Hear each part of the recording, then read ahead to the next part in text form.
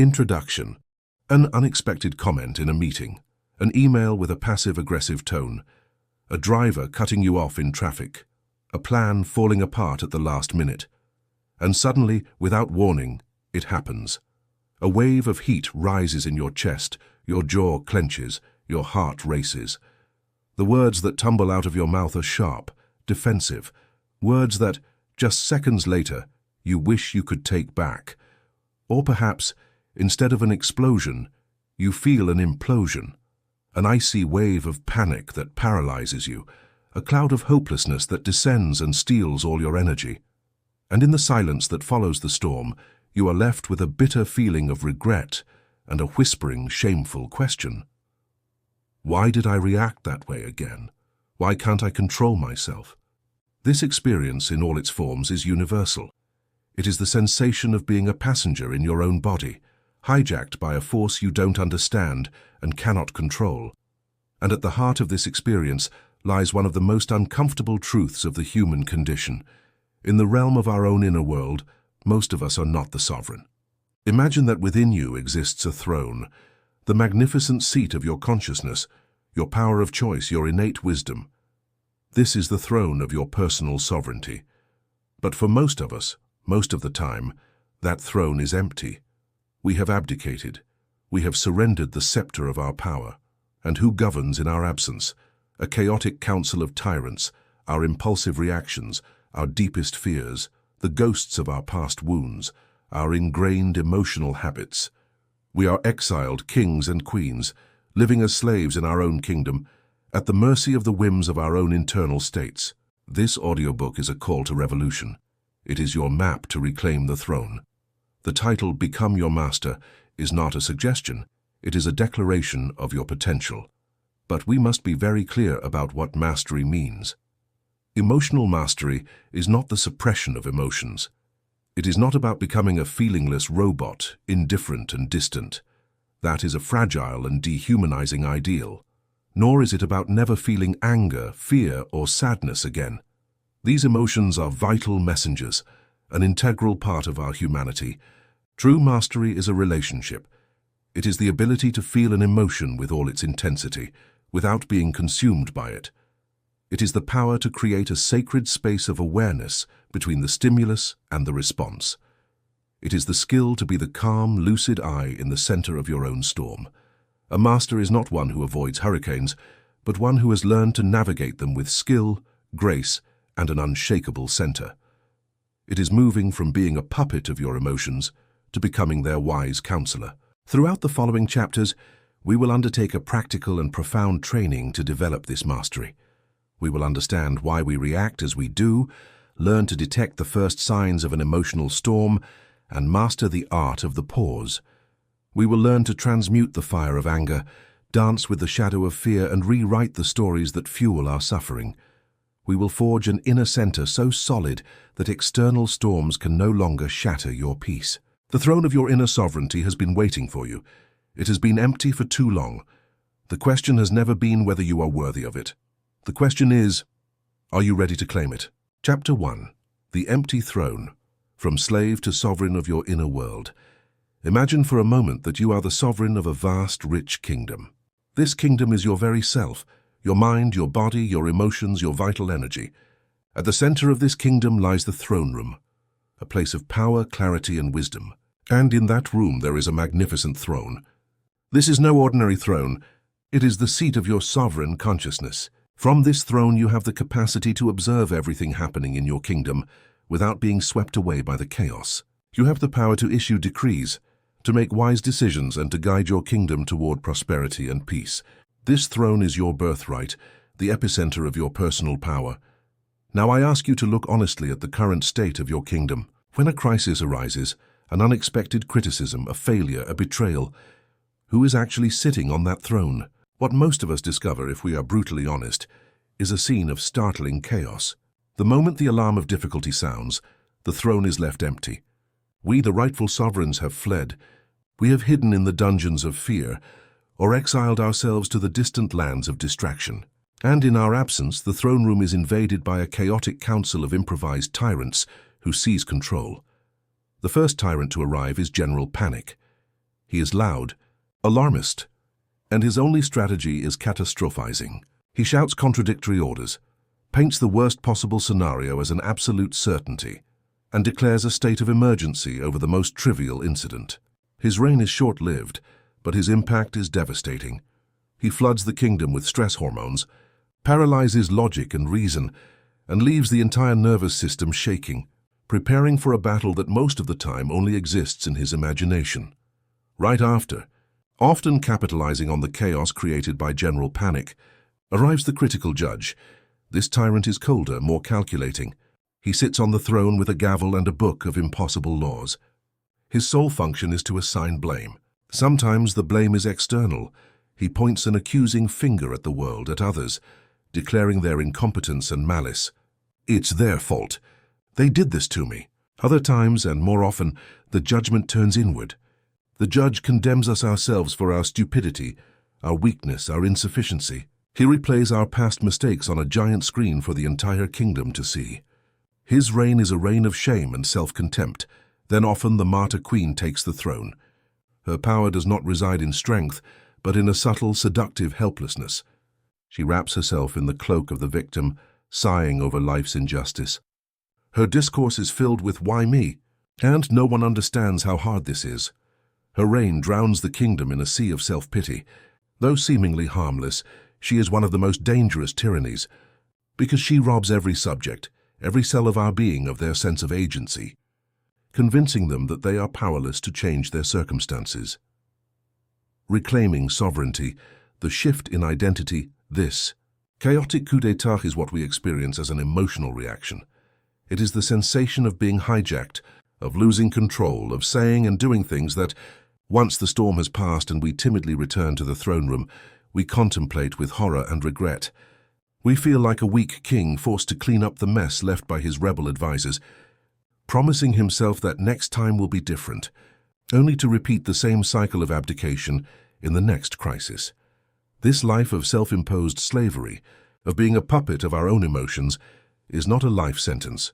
It is simply the result of a lack of training. No one taught us how to be sovereign. No one explained that we had a throne, much less how to occupy it. We have been living with the unconscious belief that we are our emotions. When anger arises, we believe I am anger. When fear appears, we believe I am fear. We merge with the tyrant of the moment, hand over our scepter, and allow it to rule. The journey to become your own master begins with a revelation that is the foundation of all inner freedom. You are not your emotions. You are not the anger, nor the fear, nor the sadness. You are the space in which the anger, fear, and sadness appear. You are the consciousness that is aware of the emotion. You are the vast and silent sky, and your emotions are the weather, the passing clouds that move through you. The weather may be stormy, but the sky is never harmed by the storm. Its nature is unchanging peace. Reclaiming your throne is the act of withdrawing your identification from the clouds and anchoring it in the vast expanse of the sky. It is the shift from "I am angry" to "I am aware that a sensation I call anger is arising in me." This simple linguistic and conceptual recontextualization is the first and most powerful act of sovereignty. It creates a gap, a space, and in that space, for the first time, you have a choice. From this new perspective, emotions cease to be enemies to be defeated or suppressed. They become something completely different. Messengers. Often noisy, dramatic, and urgent messengers, yes, but messengers nonetheless, bringing valuable information from the far borders of your kingdom. The wise sovereign does not execute the messenger who brings bad news. They invite them in, listen to their message attentively, and then, from the calm of their throne, decide what action to take. When you learn to sit on your throne and receive these messengers, you discover what they are truly telling you. Anger, as we saw, is a border guardian. Its message is, "Majesty, a core value of our kingdom has been violated. An important boundary has been crossed." The sovereign listens and, instead of launching into an impulsive war, assesses the situation. Is this violation real or a misperception? What is the wisest way to reaffirm this border? Does it require a firm conversation, an act of distancing, or simply an internal reminder of my own values? Fear is the scout of the kingdom, the one who ventures into the unknown future. Its message is, "Majesty, I have detected a possible threat ahead," or we face a challenge for which we might not be prepared. The sovereign listens. Instead of being carried away by the scout's panic, they use the information to prepare. Is this threat real or imaginary? What resources and skills do we need to mobilize to face this challenge with mastery? What small step can I take now to feel more prepared? Sadness is the historian of the kingdom, the guardian of what is loved. Its message is majesty. We have lost something or someone of great value. This space is now empty and needs to be mourned. The sovereign does not tell the historian to shut up or get over it. They create space for grieving. They allow the kingdom to feel the depth of the loss, knowing that grieving is not a weakness, but the natural healing process that honors the love that existed. The sovereign knows that only by allowing sadness to wash the landscape can the land become fertile for new life again. The practice of reign living from the throne is a practice. It is the training of a consciousness muscle that has atrophied from lack of use. It requires learning to do three things consistently. Recognize the moment you have abdicated, return to the throne through presence, and receive the emotional messenger with wisdom. Recognition is the first act of awakening. It is the ability to realize in the middle of the storm that you have been hijacked. The practice is to shorten that reaction time. You begin to notice the subtle signals that a tyrant is about to seize power. The tension in your shoulders, the knot in your stomach, the change in your breathing. This first blink of awareness, here comes anger, is the most powerful moment. It is the sound of the bell calling you back to the throne room. The return to the throne is always an act of anchoring in the present. Emotional tyrants cannot operate in the now. They feed on the past and the future. Therefore, your path back is always through your body and your senses. It is the conscious act of feeling your feet on the ground, of feeling the air entering your lungs, of listening to the sounds around you. This simple act pulls you out of the mental movie of the reaction and returns you to the sensory reality of the moment. And receiving the messenger is the art of sovereignty in action. It is creating space to feel the energy of the emotion in your body without being swept away by the story in your mind. It is asking the messenger, "What information are you bringing me?" And then, from a place of centered calm, making a conscious decision about the action to take instead of an impulsive reaction. The life of a master is not a life without emotions. It is a life where emotions are no longer the monarch, but the council of advisors. The sovereign listens to all their advisors, the passionate, the cautious, the grieving, but the final decision is always made by them, from the silence and wisdom of the throne. The practice, the inner coronation. To help you begin to feel what it means to occupy your own throne, I invite you to a visualization practice, an act of inner coronation. Find a place where you can sit upright with dignity, but without tension. Close your eyes. Begin by feeling your body. Feel your connection to the earth through your feet and your seat. Feel the length of your spine, like an axis connecting you to the sky and the earth. Breathe deeply a few times, and with each exhale, release urgency and haste. Now visualize in the center of your being, perhaps in your heart or your solar plexus, a throne room. This is your inner sanctuary, and in the center of that room is your throne. Look at it. Feel its solidity, its stability. This throne represents your immutable capacity to be conscious, your presence. Take a moment to notice the current state of the room. Is the throne occupied by the critical judge or general panic? Or is it simply empty, gathering dust? Whatever the state, observe it without judgment. This is simply the current situation. Now, with a clear, powerful intention, you are going to claim your place. Visualize yourself, not as your anxious everyday self, but as the embodiment of your sovereign consciousness. You are the calm, the wisdom, the presence. Walk with silent dignity toward the center of the room. The noisy advisors, noticing your serene presence, fall silent and step aside, recognizing their true leader. Approach the throne. Run your hand over its surface. Feel its power. And then slowly and deliberately sit down. Feel what it feels like to occupy your center. Feel the weight of your body on the throne, a sense of groundedness, of being in your rightful place. Feel the energy of the throne rising up your spine, straightening you, filling you with a quiet authority. From this position, look at your advisors, your emotions and thoughts, who now stand at a respectful distance. They no longer overwhelm you. They are simply information. From this throne, repeat these declarations silently, as an oath of sovereignty. I am not my thoughts. I am the observer of them. I am not my emotions. I am the space that contains them. I am the sovereign of this inner kingdom. From this place of calm and clarity, I choose my responses. Stay seated on your throne for as long as you need. Enjoy the sensation of peace and power emanating from your center. This is not a state you have to force. It is your natural state. It is who you truly are beneath all the noise. When you are ready, without abandoning the feeling of sitting on your throne, begin to become aware of the outer world again. Listen to the sounds of the room. Feel the air on your skin, and then slowly open your eyes. The practice is to carry this sensation with you into the world. You can be washing dishes, driving, or in a meeting, but a part of your consciousness remains seated on the throne, observing calmly, anchored in the silent power of your own presence. You have been crowned. The throne is no longer empty.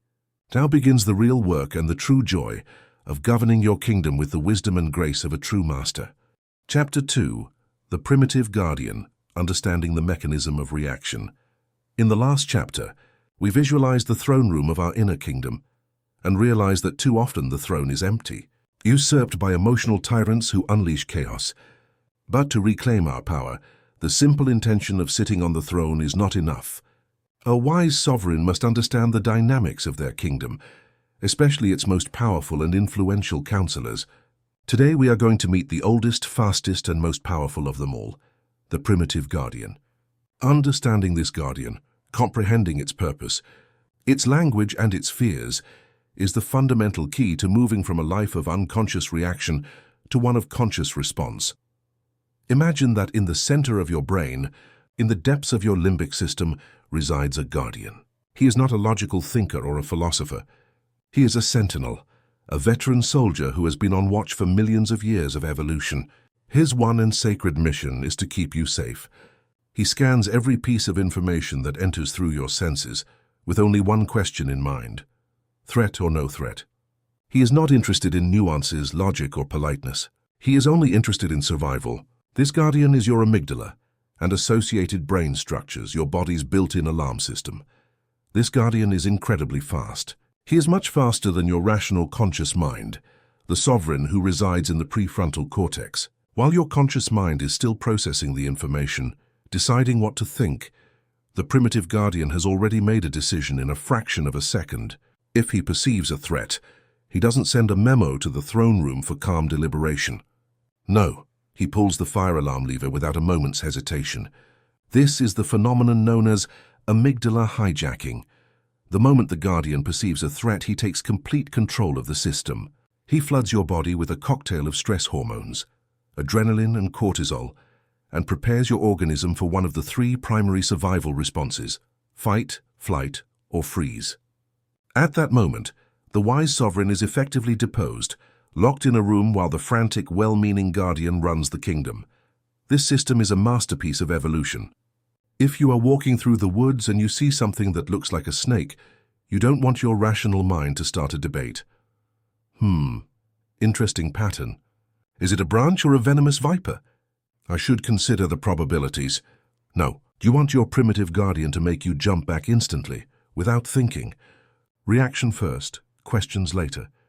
This mechanism has kept us alive as a species. The modern dilemma of the ancient guardian, but here is the fundamental problem. The guardian we have inherited was trained on the savannah, but now lives and works in the complex social world of the 21st century. His software has not been updated. He continues to operate with the same basic directive, but the predators he perceives have changed. For the primitive guardian, a threat to your survival is no longer just a saber-toothed tiger. In our modern world, he has learned to interpret threats to our social status and our ego as if they were life and death threats.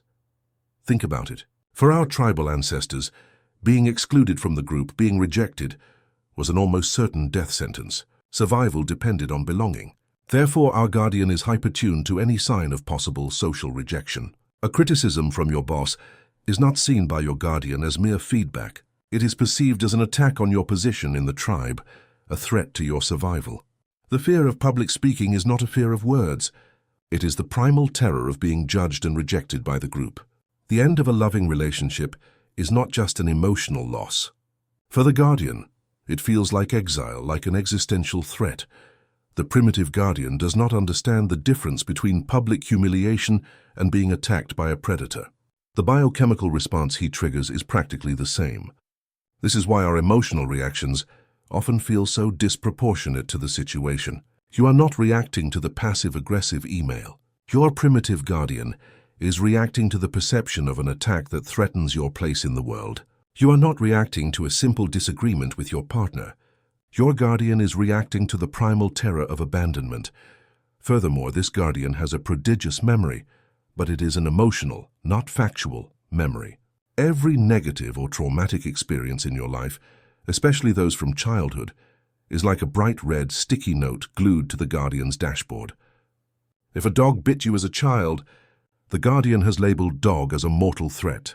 Now, as an adult, even though your rational mind knows your friend's chihuahua is harmless, when it approaches barking, your guardian pulls the alarm lever before you can think, and your heart races. If you were humiliated in class by a teacher, the guardian has labeled being the center of attention or being questioned by an authority figure as a threat. Now, in a work meeting, when your boss asks you a direct question, your guardian hijacks your system and your mind goes blank. You are not reacting to your boss. You are reacting to the ghost of the teacher.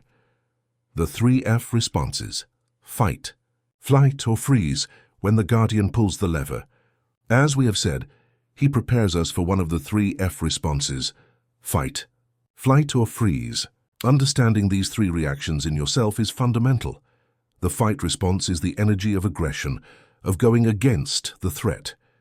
When your guardian chooses fight, your reaction is anger, irritability, frustration, defense.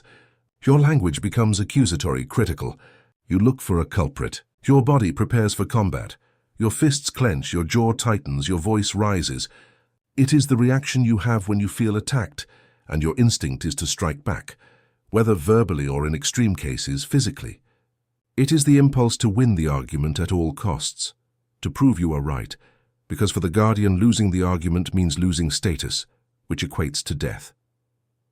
The flight response is the energy of avoidance, of getting away from the threat. When your guardian chooses flight, your reaction is anxiety, nervousness, worry, panic. The overwhelming impulse is to escape the situation. If you are at a party and feel socially anxious, your mind will start fabricating excuses so you can go home, to your safe cave. If you have to have a difficult conversation, you will feel an almost irresistible urge to postpone it. Chronic procrastination is, for the most part, a flight response. Your guardian has labeled the task as a threat, perhaps a threat of failure or judgment, and avoiding the task feels like escaping the predator. Your body prepares for flight. Your heart beats fast to pump blood to your legs, your breathing becomes shallow and quick. The third response, often the most confusing, is freeze. This is the deer in headlights response. When the threat is perceived as so overwhelming that neither fight nor flight are viable options, the guardian chooses immobility. In the animal world, this can be a strategy to go unnoticed. In our lives, it manifests as the feeling of going blank, feeling dissociated or disconnected from your body, being unable to think clearly or speak. It is the experience of feeling overwhelmed to the point of shutdown. You feel numb, apathetic, as if you are watching your own life through glass. This is often the response to trauma or chronic, overwhelming stress. It is the guardian's last resort to protect you from pain by disconnecting you from the experience. Fight, flight, or freeze. Anger, anxiety, or dissociation. These are the limited tools of your primitive guardian. They are incredibly effective for physical survival, but terribly ineffective and destructive when applied indiscriminately to the challenges of our modern lives. The solution: re-educating the guardian. So, what is the solution? Should we fight this guardian? Try to repress or eliminate it? Absolutely not. Fighting your guardian is like fighting your own immune system. It is a battle lost in advance, and moreover, it is foolish. You need your guardian. He is the one who makes you hit the brake when a car runs a red light. The goal is not to eliminate the guardian, but to re-educate him. It is to cultivate a new relationship between the primitive guardian, fast and fearful, and the wise sovereign, your conscious, rational mind, the prefrontal cortex. Think of it as training a very powerful but very nervous guard dog. You don't yell at him or punish him when he barks at a falling leaf. That would only make him more anxious. Instead, you calmly approach, pet him, and with a serene voice say, "Easy, boy. Thank you for alerting me. I see you thought there was danger. But it's just a leaf. I'm here. We are safe." Through constant repetition of this calm and reassurance, the dog learns to distinguish between a real threat and a false alarm. He learns to trust his master. Our work as sovereigns of our inner kingdom is exactly this. When the guardian pulls the alarm, instead of being swept away by its panic, identifying with the emotion, our task is to take a step back, sit on our throne of awareness, and from a place of calm, reassure our own system. It is an act of self-parenting, of radical compassion toward the most frightened and primitive part of our being. This is a life's work, but it begins with small steps. It begins with the simple act of recognizing and honoring your guardian, instead of judging and resisting him. To help you begin to cultivate this new collaborative relationship, I invite you to an inner dialogue practice. Beats practice, the compassionate dialogue. This is not a practice to do in the middle of an emotional hijacking, but in a moment of calm in retrospect, bring to mind a recent situation where you had an emotional reaction that you now consider disproportionate or that caused you regret. Choose a mild or moderate reaction to start with. A small irritation, a moment of anxiety, a pang of jealousy. Now close your eyes and briefly recreate the scene in your mind. Remember what happened. And remember the sensation of the emotional reaction arising in your body. Feel the wave of heat from anger, the tightness in your chest from anxiety, or the feeling of paralysis. Recognition and gratitude, the radical step. Instead of judging yourself for feeling that, you are going to recognize the part of you that reacted. You are going to recognize your primitive guardian. And in the silence of your mind, you are going to thank him. Say something like, "Eth, thank you. I see you activated. I thank you for trying to protect me. I know your only intention is to keep me safe." Feel the sincerity of this gratitude. It's a game changer. You move from self-criticism to self-compassion. Curious inquiry. Now with an attitude of genuine curiosity, not critical analysis, you're going to ask your guardian, what was the threat you perceived? What were you so afraid of? What were you trying to protect? Don't expect an answer in clear words. Pay attention to the feelings, images, or memories that may arise. Perhaps the perceived threat was not your partner's comment, but the underlying fear of abandonment. Perhaps the threat was not your boss's criticism, but the fear of not being enough. Simply open a space to understand the primitive logic of your guardian. Sovereign reassurance. Once you have an idea of the perceived threat, it is time for your wise self, your sovereign, to reassure the guardian. Speak to him as you would to a frightened child. Say, "I understand. I understand that you perceived a threat of abandonment, humiliation, failure. Thank you for being so alert. I want you to know that even though it felt that way, in this situation we are safe. I, your conscious self, am in control. We can handle this calmly and wisely. We don't need to fight or flee. We are safe." Feel how this reassurance calms your nervous system. Feel how the guardian, by being heard and reassured, can relax and return to his post, trusting that the sovereign is on the throne. This practice, done regularly, begins to rewire your brain. It creates a new neural path of collaboration between your primitive parts and your more evolved parts. It teaches your guardian that not all alarms are real fires, and it teaches you that your reactions are not who you are. They are the well-intentioned mechanisms of an ancient protector who only needs to be heard, honored, and guided with the calm and wisdom of its sovereign. You are not broken when you react. You are simply human. And the first step to becoming your master is to learn to be a compassionate friend to your own inner guardian. Chapter 3. The Sound of the Alarm. The Art of Conscious Self-Observation. Imagine an expert firefighter. What is their most crucial skill? You might think it's their strength to break down doors or their courage to face the flames. But any veteran firefighter will tell you that their greatest superpower is much subtler. It's the ability to smell a hint of smoke in the air long before the fire alarm goes off. It is the ability to feel an almost imperceptible change in the temperature of a wall, to hear the faint crackle of wood that precedes the inferno. Mastery does not lie in the heroic fight against the raging fire, but in the acute awareness that allows you to put out the match before it becomes a wildfire. In our inner kingdom, most of us live as distracted rookie firefighters. We don't realize the emergency until the whole building is ablaze. We only notice our anger when we are already yelling. We are only aware of our anxiety when our heart is already pounding in our chest. We only recognize our overwhelm when we are already paralyzed and unable to act. At that point, when the amygdala hijack is in full swing and the primitive guardian has taken total control, our options are extremely limited. We can only attempt damage control, putting out a fire that has already wreaked havoc on our inner landscape and our relationships. The journey to become your own master requires a radical change in strategy. We must move from being reactive firefighters to becoming proactive smoke detectives. We must train our perception to become incredibly sensitive to the first and most subtle signs that an emotional storm is brewing. These signals are the sound of your inner alarm. They are the whispers of your nervous system warning you that the primitive guardian is starting to stir. Learning to hear this alarm when it's just a beep instead of a deafening siren is the foundation of all emotional mastery. It is in that space, between the first signal and the full reaction, where your power resides. Your inner alarm system, 3 levels of alert. To become expert detectors, we need to know what we are looking for. Our early warning system operates on 3 distinct levels, each more subtle than the last. The physical alarms, the emotional alarms, and the mental alarms. The physical alarms, the seismograph. The first level, the most fundamental and reliable, is the physical alarms. Your body is the most honest seismograph of your inner state.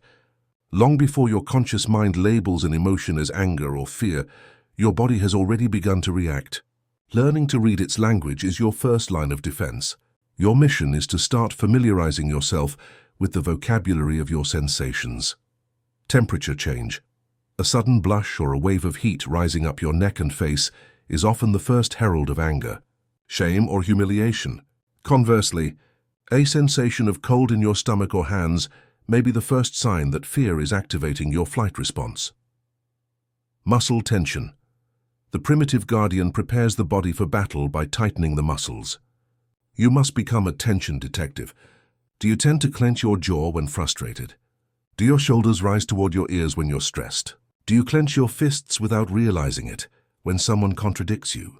These small contractions are the sound of your body preparing for impact. Breathing. When we are calm, our breathing is deep and slow. The moment the guardian activates, breathing becomes shallow, rapid, and concentrated in the upper chest. Noticing a sudden change in your breathing pattern is like seeing the barometer needle plummet before a storm. Visceral sensations. The popular language is full of these bodily truths.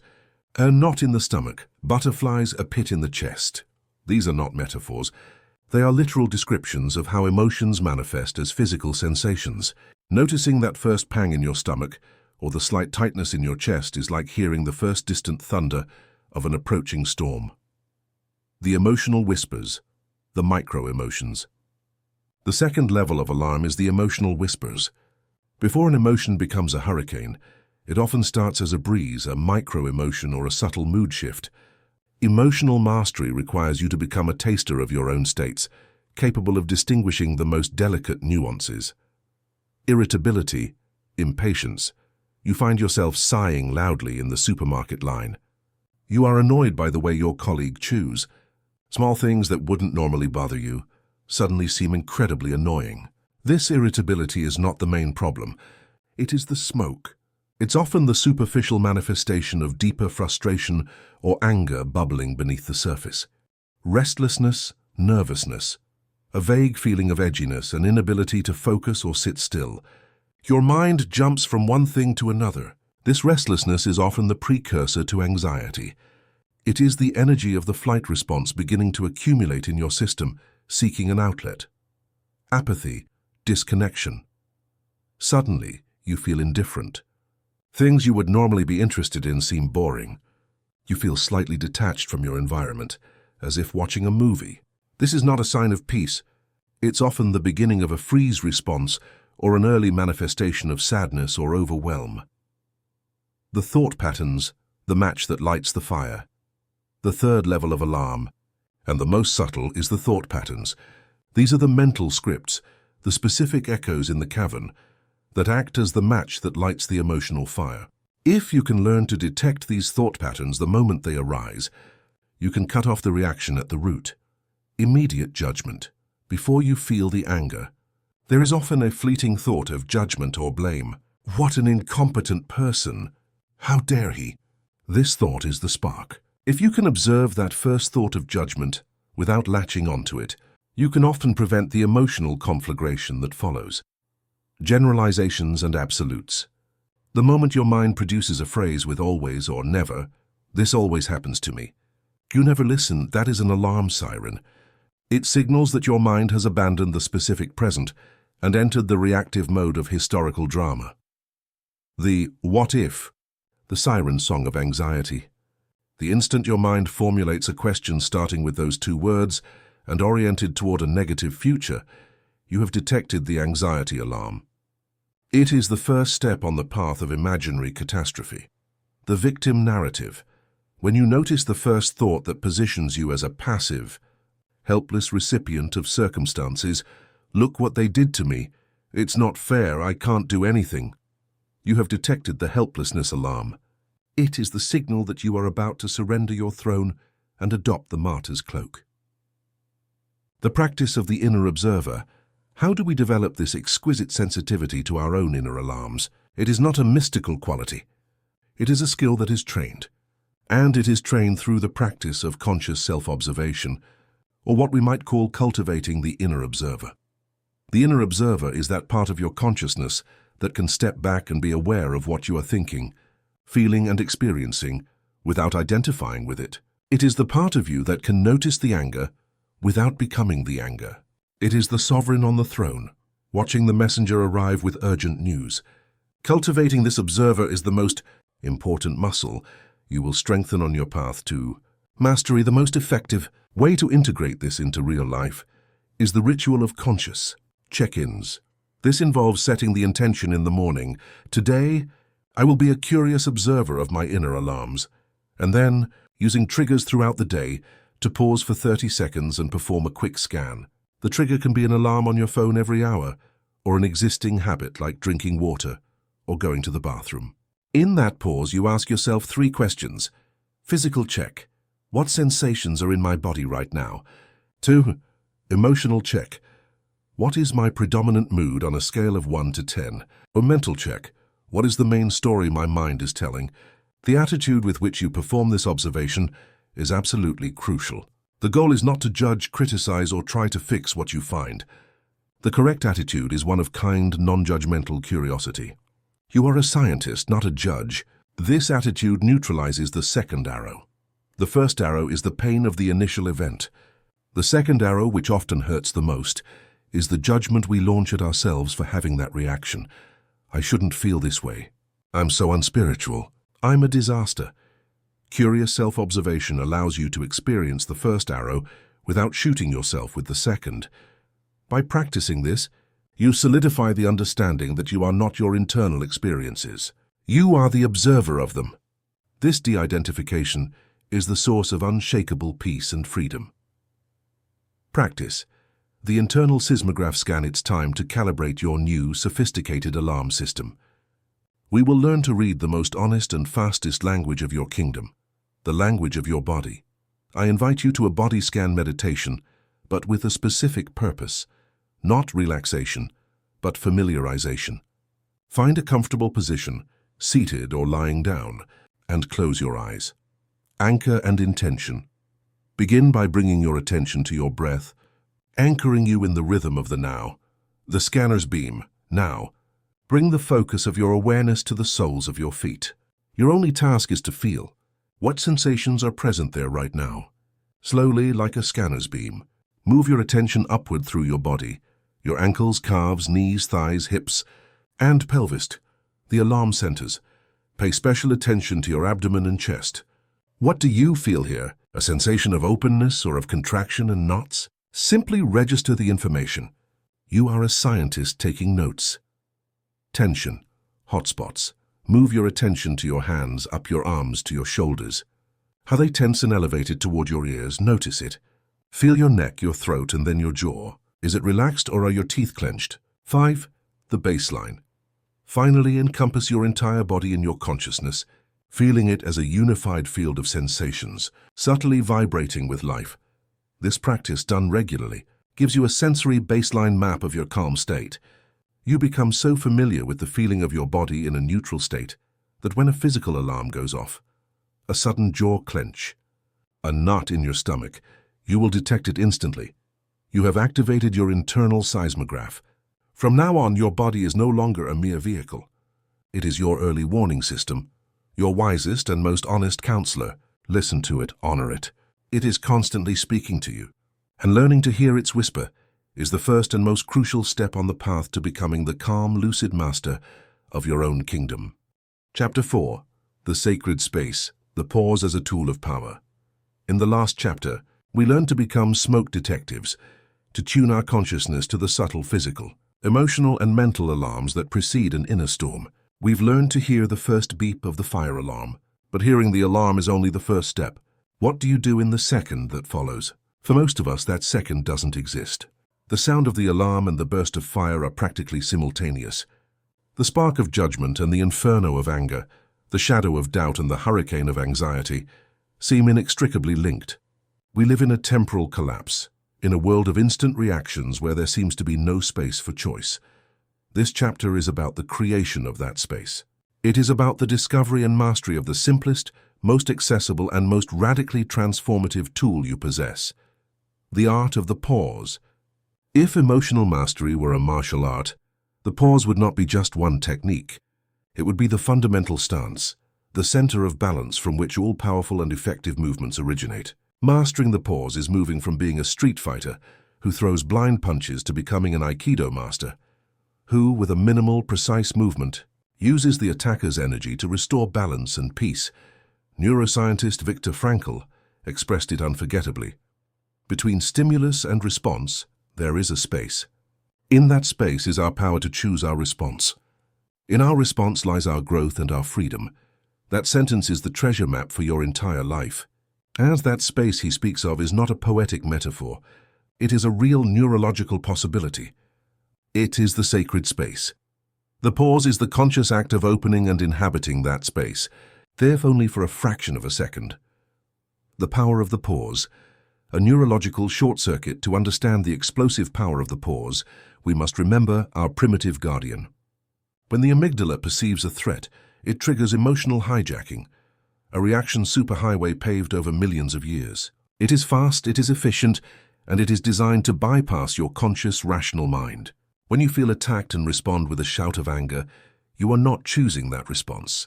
You are being executed by an ancient survival program. You are an automaton. The pause is the act of putting a stick in the spokes of that rapidly spinning wheel. It is a deliberate short circuit in the reaction wiring. For an instant you interrupt the program, and in that instant of interruption, a miracle occurs. The prefrontal cortex, the wise sovereign, has a chance to reconnect. The light returns to the throne room. Imagine it this way. A reaction is like being swept away by a furious river. You have no control. You are just being tossed by the current, hitting the rocks of regret and blame. A pause is the act of, with a conscious effort, grabbing onto a branch hanging over the water. For a moment you stop being swept away. The current still roars around you, but you are anchored. And from that anchored position, for the first time, you can observe the river, assess its force, and decide your next move. You suddenly have options. You have moved from being a victim of the current to being a navigator. That branch is the pause, but the mind addicted to drama and impulse will resist this practice with incredible force. When you are in the middle of an emotional storm, the voice of general panic will shout in your head, "No time to pause. This is an emergency. You must act now. If you pause, you'll lose. If you pause, you'll be weak." You must recognize this voice for what it is, the propaganda of the primitive guardian, who believes that instant reaction is always the only survival option. Your first act of mastery is to smile at that voice of urgency, and with the calm of a sovereign who is not intimidated by their alarmist advisors, choose to pause anyway. True weakness is not in the pause. It is in the slavery of reaction. True strength, true power, resides in the ability to remain still in the eye of the hurricane. And the four-step ritual to reclaim the throne. The art of the pause is not a passive act of doing nothing. It is an active process, a sequence of internal movements that you can learn and practice until they become your second nature. We can divide it into 4 fundamental steps: a ritual for reclaiming your throne in real time. 1. The act of stopping, the short circuit. This is the initial and most crucial move. The moment you detect the sound of your inner alarm, the tension in your jaw, the thought of judgment, the pang of anxiety, your first action is to stop. Physically, if you can. Stop speaking mid-sentence, don't send that email, don't get up from your chair, freeze your body for an instant, and at the same time, perform the most powerful action of all. Take a single conscious breath, a deep, deliberate breath where you bring all your attention to the sensation of the air entering your nose and filling your abdomen. This is not a relaxation technique. It is a neurological emergency maneuver. Focusing your attention on a simple physical sensation like breathing forces your brain to divert resources from the reactive amygdala to the conscious prefrontal cortex. You have interrupted the program. You have created the first millisecond of space. Anchoring in reality, the grounding. You've created a small gap, but the river of reaction is still pulling you hard. Now, you need a heavier anchor. This is the moment to use your body and your senses to pull yourself completely out of the mental story of the drama. Do a quick sensory check like the one we practiced before. Feel your feet on the floor. Feel the weight of your body in the chair. Notice a color in the room. Listen to a sound. This act drags you out of the fictional horror movie of the past and future and crashes you safely into the undeniable and often surprisingly calm reality of the present moment. By anchoring yourself in physical reality, you are sending a clear message to your primitive guardian. False alarm. We are safe. You can relax. Gentle labeling. Naming the dragon. Now that you have created some distance and safety, you can look at the emotional energy moving through you, but from your observer throne, not from within the storm. And you are going to give it a name. Not a critical name, but a simple, neutral one. Ah, this is anger. Hello, anxiety. I notice sadness is here. This simple act of verbal labeling is profoundly transformative. Neuroscience calls it affect labeling. When we put a word to an amorphous emotional experience, we shift brain activity from the reactive amygdala to the prefrontal cortex, the center of logical thought and regulation. Naming creates a separation. You are no longer the anger, you are the consciousness that is aware of the anger. You have moved from fusion to observation. The power question, the opening. Now that you are anchored, have calmed the guardian, and have created a conscious distance from the emotion, you are in the position of the sovereign. You are back on your throne. And from this place of clarity, you can ask a question that will change the trajectory of the situation. Not a victim question like, why me? A power question. A question that moves you from reaction to creation. One of the most effective power questions is, what is the most important thing now?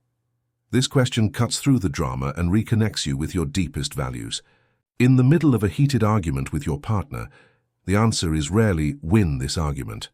The answer is usually preserve the connection and respect in this relationship. This clarity allows you to choose a response that serves your highest objective, instead of a reaction that satisfies the wounded ego of the moment. Another power question is, what would my wisest, bravest, most compassionate self do right now? This question invites you to access the resources of your higher self. It allows you to borrow the perspective of the version of you that has already mastered this situation and act from that place of wisdom. Weratina practice, the mental rehearsal ritual stopping, anchoring, naming, questioning. This is the four-step ritual of the emotional master. It is not a long process. With practice, it can happen in the space of 3 to 5 seconds. It is an inner kata, a martial arts movement that becomes instantaneous and fluid with training. To integrate this skill into your life, the best way to get good at the emergency pause is to practice it when you are not in an emergency. I invite you to a practice of mental rehearsal. 1. Identify the scene. Find a quiet place. Close your eyes and bring to mind a recent low to medium intensity situation where you reacted in a way you would like to change. Scream, pause. Reproduce the scene in your mind like a movie, but this time you are the director. Watch the scene up to the moment just before your reaction. Just as the trigger happens, The critical word, the email, the triggering situation, scream pause in your mind. Freeze the image. Run the 4 steps. Now, within this frozen scene, go through the 4 steps. Have your imagined self take a deep breath. Have your imagined self feel their feet on the floor. Have your imagined self say, I'm feeling anger, fear, frustration. And have your imagined self ask a power question. Visualize the wise response. Finally, from this new state of calm and clarity, visualize your imagined self responding to the situation in a different way, a way that feels aligned with your wisest self. Perhaps you respond with a curious question instead of an accusation. Perhaps you simply breathe and say nothing. Repeat this mental rehearsal several times. What you are doing is extraordinary. You are creating a new neural pathway. You are building and paving a new highway of conscious response in your brain. You are training your primitive guardian in a safe environment to know that there is an option other than the fire alarm. The pause is your sacred space. It is the laboratory where the alchemy of transformation occurs. It is the sovereign's training ground. Practice it in the small things, and when the big storms arrive, you will discover that the throne is no longer empty. You will be there, anchored, lucid, and free, ready to navigate any current with the calm and grace of a true master. Chapter 5. Transmuting the fire, a new relationship with anger and frustration. There is an energy that, more than any other, we fear in ourselves and in others. It is fire, it is anger. It is the frustration that boils up into rage. It is a force of nature that lives within each of us. Since childhood, we have been taught to view this fire as dangerous, destructive, bad. We have been told to put it out, control it, and hide it. And we have spent our lives employing 2 equally flawed strategies that have left us burned out, powerless, and deeply disconnected from one of our most vital sources of power. This chapter is an invitation to a revolution in your relationship with anger. It is time to stop being a terrified firefighter, trying to extinguish every flame, and become a master blacksmith who learns to use the fire to forge a life of authenticity, clear boundaries, and unshakable power. The failed strategies, suppression and rage to become blacksmiths. We must first understand the failed strategies we have been using. Suppression, the implosion. This is the strategy of the good boy or good girl. We learned that anger was unacceptable. So when the fire starts to rise in our chest, we do what we were taught. We put a lid on it. We swallow the words, force a smile, clench our teeth, and say, "I'm fine," when we are actually burning inside. We believe that by suppressing anger, we have defeated it. But this is a dangerous illusion. Anger is energy. When you suppress the energy of anger, it doesn't vanish. It goes inward, and like a corrosive acid, it begins to devour your own inner kingdom. Suppressed anger turns into resentment, that cold, latent bitterness that poisons your relationships from within. It becomes passivity aggression, manifesting in convenient forgetfulness or sarcasm. Physically, suppressed anger is a time bomb. It is a leading source of chronic ailments. Tension, headaches, digestive issues, high blood pressure. You have turned off so much of your inner fire that you have also extinguished your passion, your enthusiasm, your joy for life. Uncontrolled expression, the explosion. The opposite pole is uncontrolled expression or rage. This is total surrender to the amygdala hijack. We do not try to put out the fire here. We become the wildfire. We shout, insult, blame, and say incredibly hurtful things with the sole intention of burning the other person. In that moment, it feels like a release of power. But it is an illusion. You are not in your power. You are a slave to your reaction. Rage destroys trust in relationships and leaves you with a hangover of guilt and shame. You have allowed the loudest tyrant to sit on your throne and burn the kingdom to the ground. Both suppression and rage stem from the same fundamental misunderstanding, the belief that anger is the problem. Anger as your fiercest ally, anger is not your enemy. Anger is your fiercest, most misunderstood ally. It is a messenger, a guardian, a source of sacred energy, and your job as sovereign is not to kill it or be consumed by it, but to learn to hear its message and channel its power. The guardian of your boundaries. Anger's primary function is to alert you with unmistakable clarity that a critical boundary of your kingdom has been crossed. When someone disrespects you, invades your personal space, ignores your needs, or violates one of your core values, anger is the alarm that sounds. The heat you feel is the mobilization of your vital energy to protect the integrity of your being. Viewing anger this way changes everything. It is no longer a bad or negative emotion.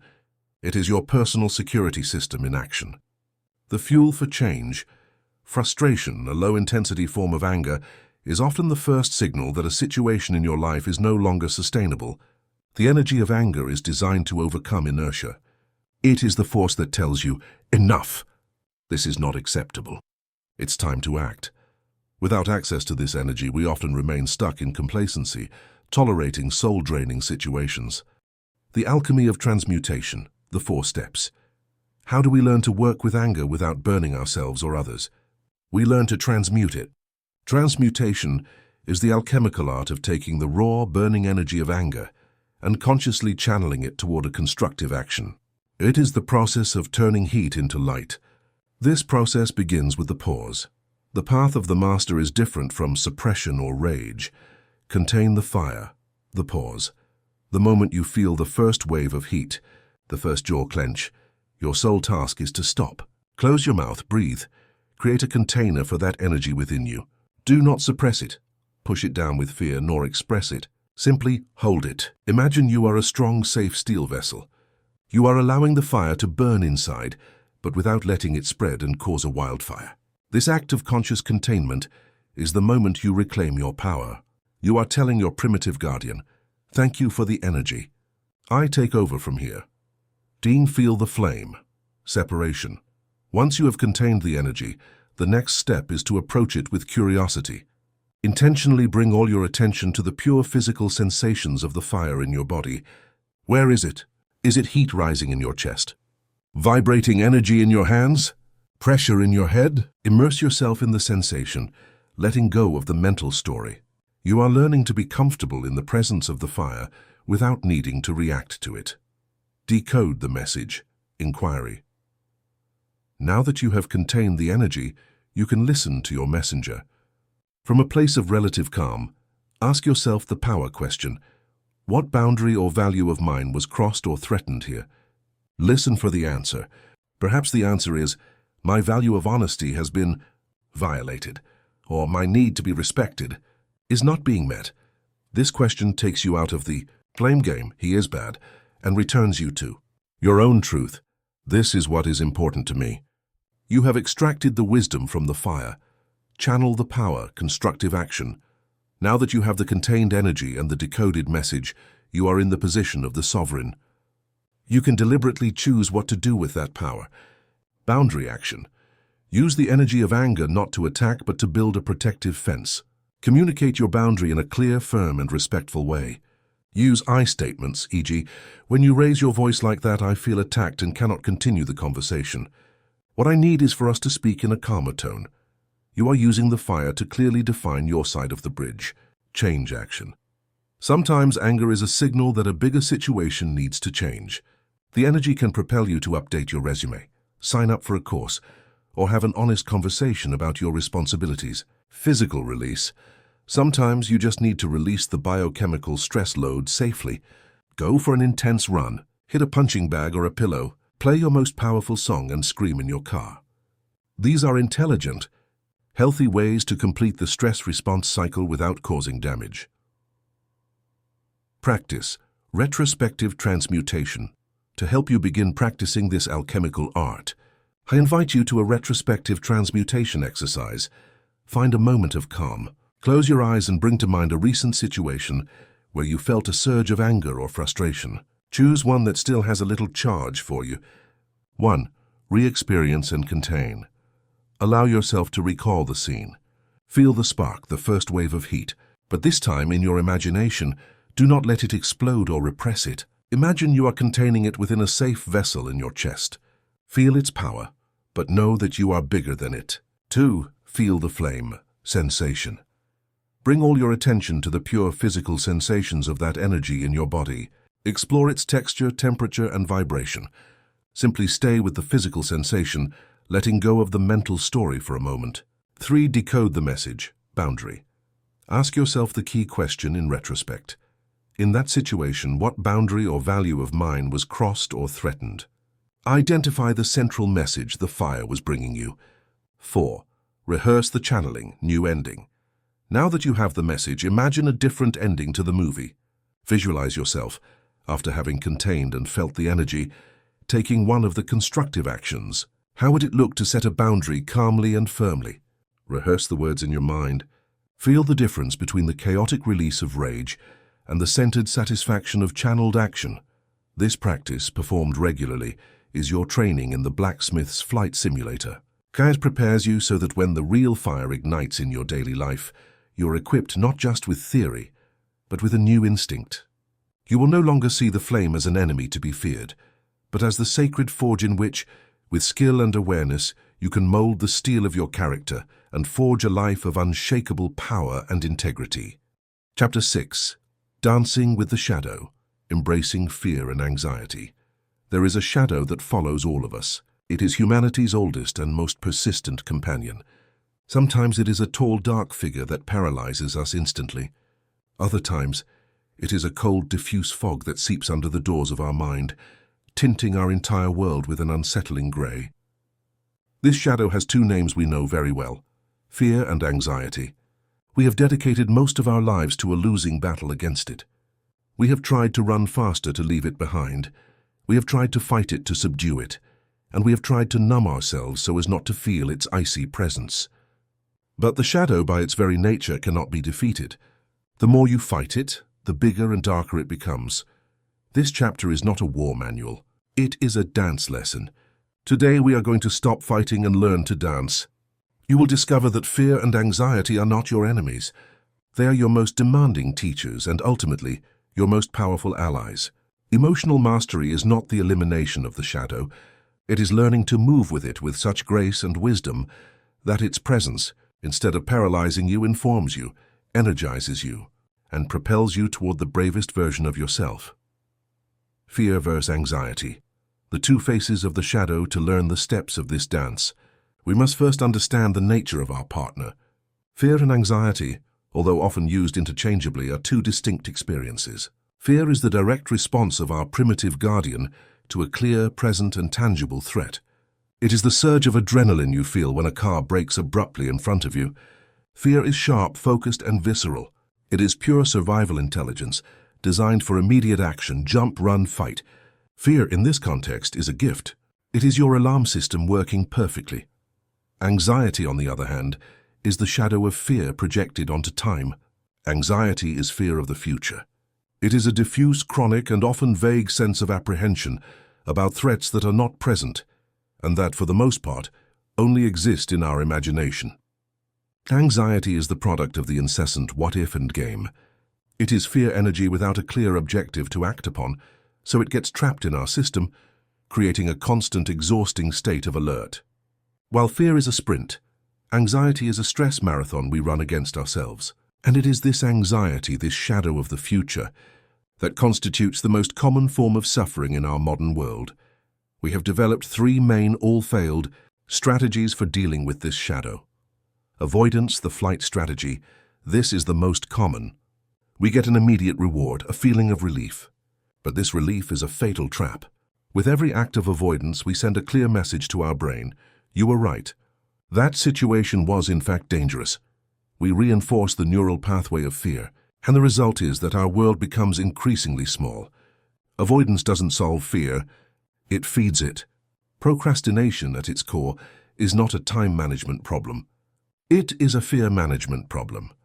Suppression, the fight strategy. Here we don't flee. We stay and fight with ourselves. We tell ourselves, I shouldn't feel this, calm down, stop being so irrational. We try to use logic to argue against a feeling that is not logical.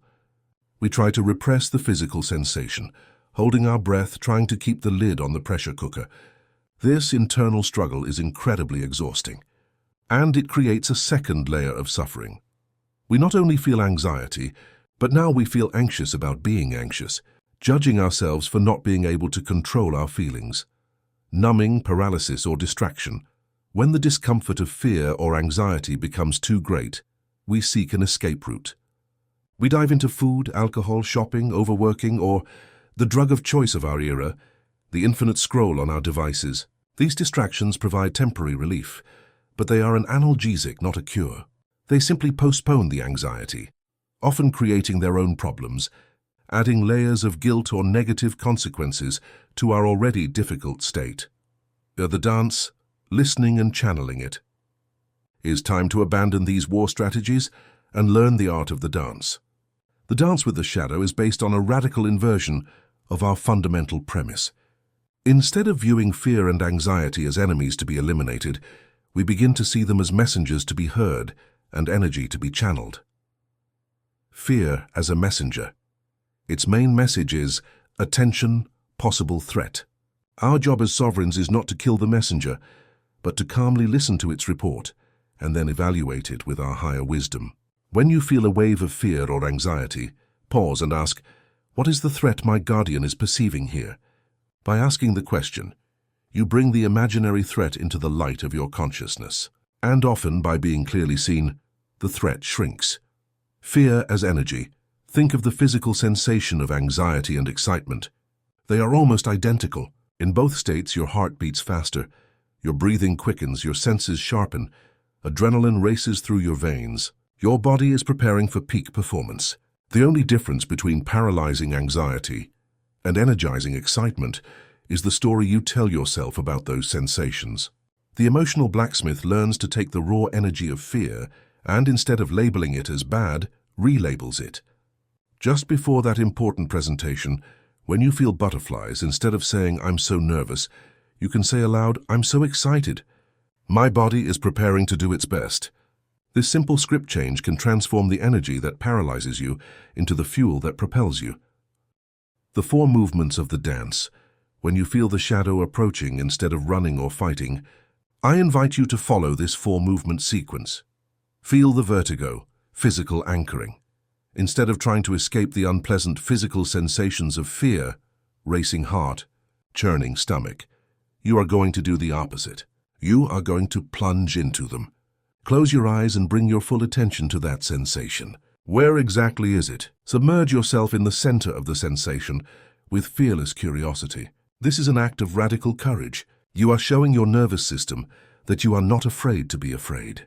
You are teaching it that you are spacious enough to contain these sensations without being destroyed by them. By fully feeling them, you allow the energy to begin to move and complete its cycle, instead of getting trapped. Welcome the shadow, allowance and acceptance. While feeling the energy in your body, consciously invite it to be there. You can say to yourself, hello fear. I see you. I feel you. You have permission to be here for as long as you need. Imagine opening your door to a scary, unexpected visitor, and instead of trying to throw them out, you offer them a chair and a cup of tea. This act of radical hospitality disarms fear. Fear feeds on your resistance. When you stop fighting, you stop feeding it. Listen to the whisper, curious inquiry. Now that you have created a space of acceptance, you can engage in a dialogue with your shadow. Ask it a kind question. Fear, what is the worst thing you think could happen? Allow the answer to surface. And once you've seen the worst-case movie, ask the next question. And if that happened, could I handle it? Dive into your memory and recall all the times you have faced difficulty and survived, learned and grown stronger.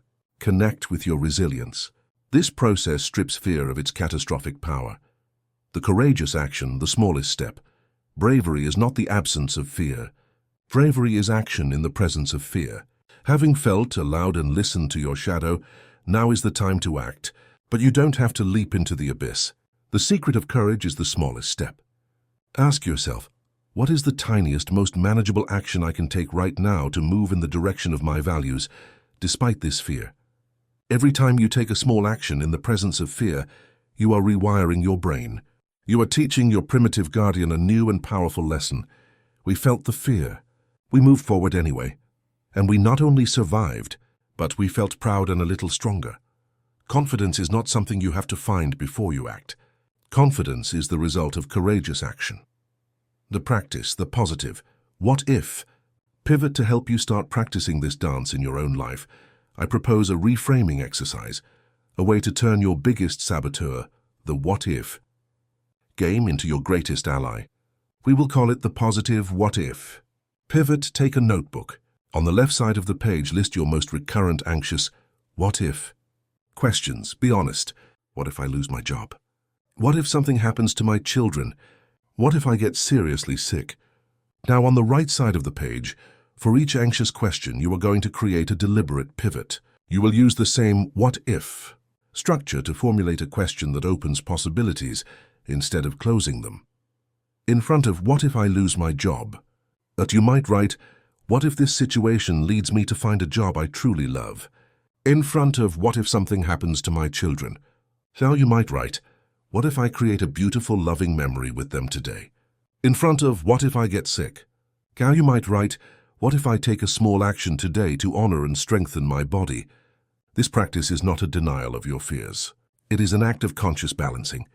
It is recognizing that for every negative future you can imagine, there is an infinite number of positive futures that are also possible, and it is choosing deliberately where you will invest the powerful energy of your attention and imagination.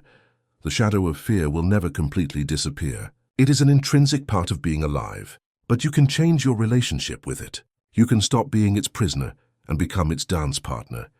By facing it with presence, listening to its messages with curiosity, and moving with it through small acts of bravery, you will discover that your fear is not a wall, it is a door.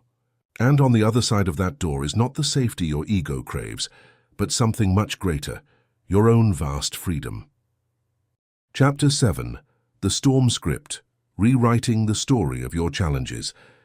At the heart of every emotional storm, every hijacking by your primitive guardian, every moment when you lose your center and feel swept away by anger, fear or despair, there is not a fact but a story.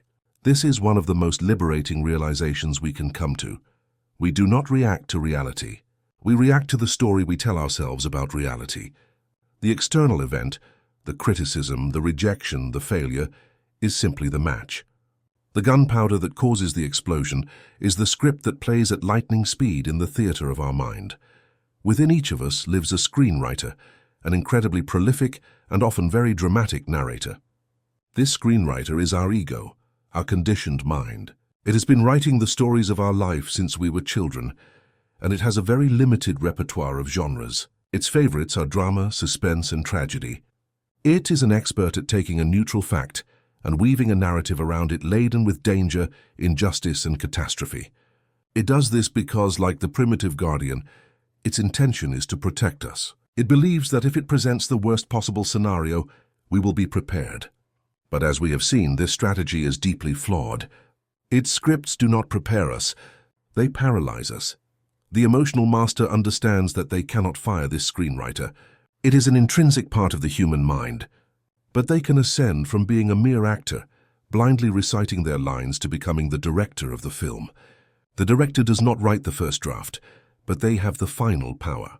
They can read the ego's dramatic script and say, "Interesting proposal. I appreciate the drama, but I think we can do better. Let's rewrite it." This chapter is your training to become the conscious director of your own inner film. It is the art of taking the pen and rewriting the script of your storms. The anatomy of the storm. Script. To understand how to do this, we must first analyze the anatomy of a storm script. Every script of this type begins with a neutral fact. This is crucial. A neutral fact is something that could be recorded by a security camera. It is objective, indisputable, and devoid of emotional charge. For example, my partner arrived 30 minutes late. My boss assigned me an extra project. I received a higher than expected bill. These are the facts. The problem is that our mind rarely stops at the facts. Immediately, the internal screenwriter takes this neutral fact and writes a dramatic interpretation script. This is done using several favorite writing techniques. One is mind reading. They were late because they don't care about me. Another is catastrophizing. This bill means I'll never get out of debt and my financial life is a disaster. And the most common is personalization. They haven't called me back. I must have said something wrong and now they are angry at me. Observe the structure. A neutral fact instantly merges with a highly personal, negative, and often catastrophic story. And our nervous system does not react to the fact. It reacts to the story. The script is what generates the emotion. The story is the storm. T. The 4 steps of conscious rewriting. So how do we start rewriting? The process, like the art of the pause, is a sequence of conscious steps that return us to the director's throne. The cut command, the pause. The first step is the most important. The moment you feel an emotional storm brewing, the instant you notice the sound of your inner alarm, your first action is to mentally yell, "Cut!" Imagine you are a film director in the middle of a scene that has gone out of control. This cut is your conscious pause. It is the act of stopping the film being projected in your mind. You tell your internal screenwriter, "Thank you, I've received the first draft. Now let's take a moment to review it." 2. Separate fact from fiction, the reality check. Now that you have stopped the film, your job is to separate the neutral fact from the dramatic interpretation. Become a reality detective. Ask yourself, what do I know with 100% certainty in this situation? What could I swear to in court? In the case of the unreturned call, the fact is, I sent a message at 10 a.m. It is now 4 p.m. and I haven't received a response. Period. Everything else, they are angry, they don't care anymore, I said something wrong, is fiction. The simple act of making this distinction is incredibly liberating. You realize you have been reacting to a horror movie that you yourself wrote and starred in. Whoa. Question the screenwriter. Alternative scenarios. Now that you have the story in your hands, separated from the fact, you can start acting like a good director or editor. Instead of accepting the first draft as the final version, you interrogate it with genuine curiosity. You ask your own mind, is this story the only possible truth? And then, what are at least 3 other possible stories that could also explain this same neutral fact? The purpose of this exercise is to prove to your brain that your first negative interpretation is just one of many possibilities, and often not even the most likely. This act of generating alternatives breaks the spell of negative certainty. It opens your mind and returns you to a state of balance. The conscious rewrite, the master script. After exploring several possibilities, you now have the power to choose which script you want to become the main film. This is not about choosing a naive positive fantasy. It is about choosing the most useful and empowering script that is still plausible. A useful script is one that returns you to peace and power. In our example, a mastery script might sound like this. The fact is, my friend hasn't responded. I don't know the reason, and I can't know until we talk. The story I choose to believe in the meantime is that I trust our friendship and assume they have a good reason. Their behavior is not a reflection of my worth. While I wait, I will focus my energy on my own tasks and my own well-being. Notice the power of this new script. It takes you out of the role of the anxious victim and places you in the role of the sovereign adult. You have turned the chaotic draft of the fear screenwriter into a script of peace, confidence, and self-possession. It is practice, the editing room to help you start practicing this art of inner filmmaking. I invite you to a practical exercise we will call the editing room. Find your notebook and a moment of stillness. Bring to mind a recent situation that caused you an emotional storm. Step 1. The raw scene. At the top of the page, write the title, The Neutral Fact, and below it, describe the situation in the most boring, objective, factual language possible. No emotional adjectives, no judgments, no mind reading. Step 2. The screenwriter's first draft. Below that, write the title, My Storm Script. Now, let your inner screenwriter loose. Write the dramatic, negative, emotional story you told yourself in that moment. Get the venom out onto the paper. Step 3. The director's brainstorm. In a new section, write alternative scripts. Your job here is to be creative. Based on the same neutral fact, what are at least 3 other possible interpretations? One pragmatic, one empathetic, one humorous. Write them down. Feel how each new story creates a different emotional sensation. Step 4. The director's cut. Finally, write the title, The Master Script. This is your conscious, definitive rewrite. Based on the alternatives and your deepest wisdom, write a new paragraph. One that is empowering, that focuses on learning, that returns your power, and that fills you with peace. This new story is not a lie. It is your new chosen truth. Read this new script aloud. Feel it. This is your work. This is your power. You cannot control every event in your life. You cannot control the rain. But you always have the absolute power to control the story you tell yourself about the rain. You can tell yourself the story that the rain has ruined your day. Or you can tell yourself the story that the rain is nourishing the earth so the flowers can grow. The rain is the same. The story is everything. You are the narrator. Choose a story that makes you free. Chapter 8. The Anchor in the Earth, Using Your Body to Calm Your Mind. We have spent the last few chapters exploring the vast and intricate landscape of our mind. We have learned to recognize our primitive guardian, to listen to the alarms of our reactions, to create the sacred space of the pause, and to rewrite the stories that fuel our storms. We have been working as cartographers and architects of our inner world, but now we must make a crucial journey. We must descend from the attic of our head, from the abstract realm of thought, and anchor ourselves in the solid, living foundation of our kingdom, our body. When an emotional storm breaks out, where does the battle actually take place? We think it happens in our mind, in the spiral of catastrophic thoughts or the loop of anger, but that's only half the story. The true arena, the place where emotion becomes a tangible, overwhelming force, is your body. It is in your body that the heart pounds with anxiety, where the stomach knots with fear, where the jaw clenches with rage, where the shoulders slump under the weight of sadness. Your body is not a passive spectator of your mental drama. It is the stage, the main actor, and the one that suffers all the consequences. And here lies one of the most ignored yet most powerful truths of emotional mastery. The way out of a mental storm is almost never found in the mind itself. Trying to reason your way out of a panic attack is like trying to put out a fire with a speech on fire safety. Trying to think positively in the midst of a wave of rage is like whispering to a hurricane to calm down. At the peak of an emotional hijack, your rational mind, your wise sovereign, is disconnected. The primitive guardian has cut the communication lines. At that moment, the mind is not your ally. It is the battleground. But you have another ally, an incredibly powerful, wise ally who is always anchored in the reality of the present moment. Your body. Your body is your anchor in the earth. While your mind can travel at the speed of light to imaginary futures and painful pasts, your body knows only one reality, the here and the now. And by learning to use it consciously, you discover the most effective emergency switch for calming the storm in your mind. This chapter is not about fitness or nutrition. It is about the lost art of embodiment, about using the body as the ultimate tool for emotional regulation. It is the instruction manual for your own anchoring system.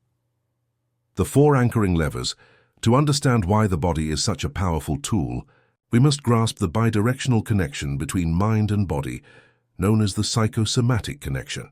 We often think of this connection in only one direction. The mind affects the body. A stressful thought, psycho, causes a physical response of tension, somatic. But the highway has 2 lanes. The connection works both ways. Your body can affect your mind.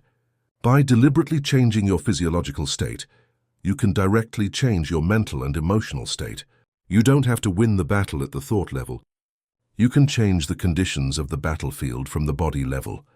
When the primitive guardian pulls the alarm, it activates the sympathetic nervous system, your body's gas pedal. The good news is you have a complementary system, the parasympathetic nervous system, the brake pedal. This system is responsible for the rest and digest response. The key to emotional mastery is learning to consciously step on the brake pedal when the gas pedal is stuck. And many of the most effective levers for activating this calm system are found not in the mind, but in the body. Lever number 1, the anchored breath, your nervous system remote. Of all your body's functions, breathing is unique. It is the only vital function that operates both automatically and under conscious control. And in this choice resides immense power. Your breathing pattern is a direct reflection of your emotional state, but it is also a remote control to manage it. Short, shallow chest breathing signals danger to the brain. Slow, deep abdominal breathing sends the unmistakable signal that everything is fine, we are safe. The key to activating the parasympathetic system is diaphragmatic breathing, and in particular, a prolonged exhale. This works because the vagus nerve, the main nerve of the parasympathetic system, connecting your brain to all your major organs, passes through your diaphragm. When you breathe deeply, you massage this nerve, and when you lengthen the exhale, you decrease your heart rate and activate the relaxation response. The sovereign breath practice, 4, 7 to 8. This is one of the most studied and effective techniques. You can do it anywhere. Prepare. Sit or lie down. Place one hand on your chest and the other on your abdomen. Exhale completely through your mouth with a whooshing sound. Inhale, close your mouth and inhale silently through your nose while counting mentally to 4. Feel your abdomen expand. Hold your breath while counting to 7. This is a moment of pause, of stillness. Exhale completely through your mouth with a whooshing sound while counting to 8. This long exhale is the most important step. Repeat this cycle at least 3 or 4 times. You will notice an almost immediate change in your state. You have used your body to send your mind a command for calm. Lever number 2, the sensory grounding, anchoring in tangible reality. When you are caught in an emotional storm, you are living in an abstract world of thoughts. The fastest way to escape that abstraction is to force your brain to connect with the concrete, tangible reality of your 5 senses. The 5-4-3-2-1 technique is an incredibly effective psychological first aid exercise. The 5-4-3-2-1 practice. Wherever you are in the middle of a wave of panic or anger, pause and name silently, or aloud if you can. 5 things you can see. Name them. Look at them. 4 things you can feel, touch. Feel the texture of your clothes, the solidity of the chair, the air on your skin. 3 things you can hear. Tune your hearing. 2 things you can smell, or imagine 2 favorite smells. 1 thing you can taste, or note the sensation on your tongue. This exercise is deeply neurological. In the space of 30 seconds, you have forced your brain to disconnect from the circuits of worry, abstract, and activate the circuits of sensory perception, concrete. You have pulled your consciousness out of the past and the future and anchored it firmly in the rich texture of the present moment. Lever number 3. Conscious movement, releasing trapped energy. Emotions are energy in motion. Anger, fear, anxiety are high-charge energies designed for physical action. When we suppress these emotions or get caught in the mental loop without acting, that biochemical energy gets trapped in our body. One of the wisest ways to handle this energy is not to repress it, but to give it a constructive outlet. The shaking the tree practice. This practice, inspired by how animals in nature release trauma after a dangerous situation, is incredibly liberating. Find a private spot. Stand with slightly bent knees. Begin shaking your hands vigorously, as if you are trying to flick off water. Allow the shaking to spread to your arms, then your shoulders. Let your whole torso join the movement. Jump slightly, shake your legs. Exhale forcefully, making sounds if you need to. A sigh. A grunt. Imagine that with each shake and exhale, you are releasing the stagnant energy of stress, anger, or fear. Do this for just 1 or 2 minutes. Afterward, stand still and feel the sensations in your body. You will notice a tingling, a vibration, a feeling of lightness. You have completed the stress response cycle at a physical level. Other forms of conscious movement, like slow stretching or simply going for a walk, also act as powerful nervous system regulators. Lever number 4. Calming touch, activating your care system. Humans are wired with a care system. Affectionate physical touch releases oxytocin, the love and connection hormone, which directly counteracts the effects of cortisol. It calms the nervous system and promotes feelings of safety. We often seek this touch from others, but we have forgotten that we have access to this powerful tool through our own contact, the hand-on-heart practice. This is a radically simple self-compassion practice. At any moment you feel overwhelmed, hurt, or anxious, simply place one hand or both over the center of your chest, over your heart. Close your eyes if you can. Simply feel the warmth and gentle pressure of your hand. Breathe into that sensation. The simple act of touch is already sending a signal of safety to your primitive guardian. To enhance the practice, you can add words of self-soothing. Whisper to yourself as you would to a dear friend in pain, "This is a moment of suffering. Suffering is part of life. May I be kind to myself in this moment. May I give myself the compassion I need." By combining the calming touch with words of self-compassion, you are activating your own internal care system. Conclusion. Your anchor is aboard. These 4 levers, the breath, the senses, movement, and touch, are not tricks. They are doorways to the wisdom of your body. They are ways to communicate with your primitive guardian in his own language, the language of sensation, not logic. Mastery is not about never being knocked down by an emotional wave. It's about becoming incredibly good at getting back on your surfboard. These practices are your board. Every time you use them, you strengthen your balance, your center, your confidence. To integrate this into your life, choose one. The one that resonates most with you. And make a pact with yourself. The next time you feel a storm brewing, before getting lost in the story in your mind, you commit to trying your body anchor first. Breathe, feel, move, touch yourself with kindness. By doing so, you will discover the deepest truth of all. You are not at the mercy of your inner storm. The anchor has always been aboard. Your body is your earth. Your body is your home. Your body is your path back to peace. Chapter 9. Forging the Center. Daily Practices for an Inner Fortress. Throughout this journey, you have gathered an incredible, powerful first aid kit for your soul. You have learned to identify the sound of your inner alarm, to create the sacred space of the pause in the middle of a crisis, to transmute the fire of anger, to dance with the shadow of fear, and to rewrite the scripts that fuel your suffering. You have the tools to respond to emotional storms with an awareness and skill that you may have never thought possible.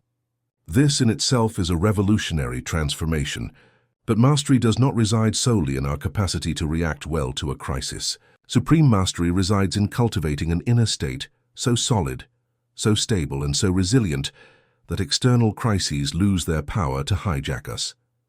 The expert firefighter is vital when the house is on fire, but even greater wisdom lies in the architect who designs the house with fireproof materials, who installs a sprinkler system, and who maintains the smoke detectors in perfect working order. They do not wait for the fire to act. They build for resilience. This chapter is your manual for inner architecture. We are moving from reactive crisis management to proactive fortress building. The tools we have learned so far are your emergency kit. The practices we will explore today are your daily training regimen, your construction plan. We are not going to learn how to put out more fires. We are going to learn how to become the kind of structure that fire cannot consume. We are going to enter the forge.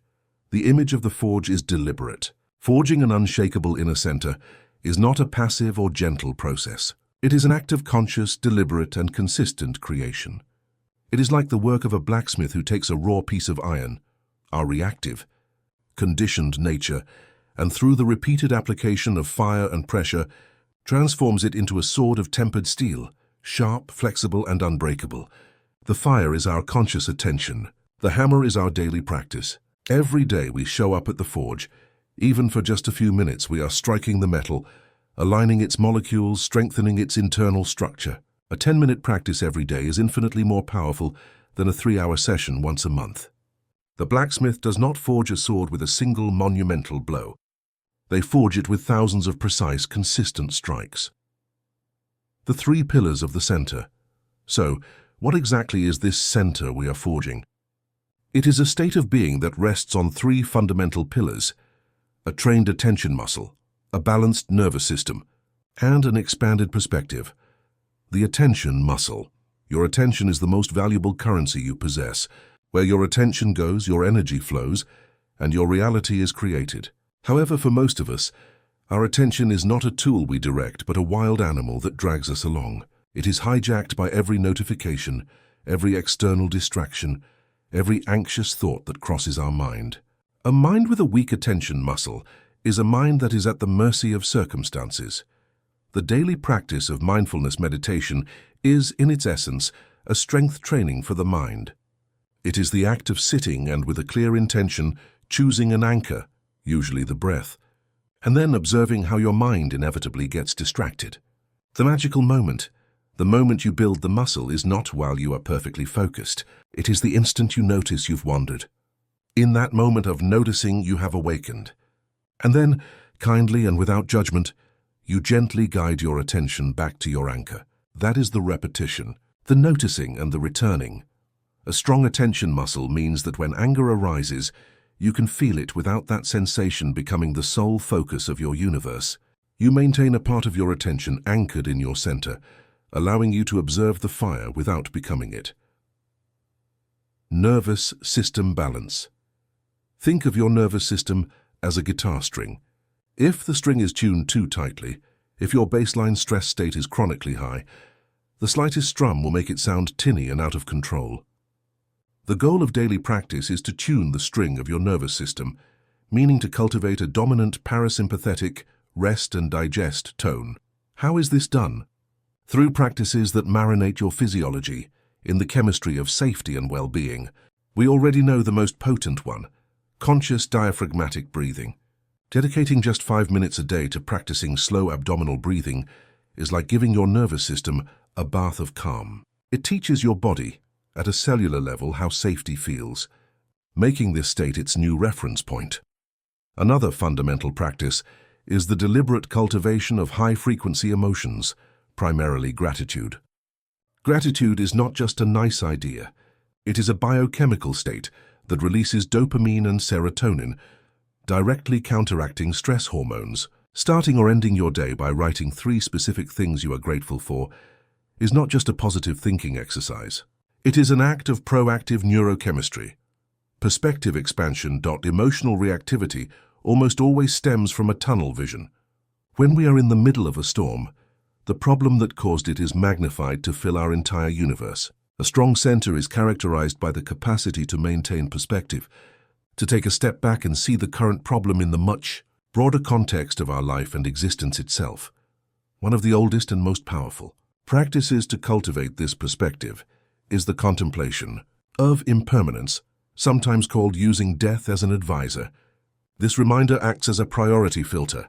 Faced with the vast reality of your own mortality, the small irritations and daily dramas lose their dramatic power. This practice forces you to focus on what is truly essential: love, connection, contribution, the experience of being alive. Another way to expand perspective is to connect with something vast and immense. Go outside at night and look at the stars. Contemplate the billions of galaxies. Or listen to a piece of breathtakingly beautiful music. By connecting with something much larger than your small ego and its worries, your personal problems are recontextualized. They don't disappear, but they shrink to their actual size. The Sovereign's Forge, a 10-minute daily ritual. These 3 pillars, attention, balance, and perspective, are the components of the steel of your inner center. And the way to build them is through a daily ritual, your time in the Forge. I propose a 10-minute daily practice, the Sovereign's Forge, 10 minutes. You have no excuse for not having 10 minutes. These 10 minutes are not something you have to do. They are the act of power with which you reclaim ownership of your day. The anchor, 5 minutes. This is your attention strength training.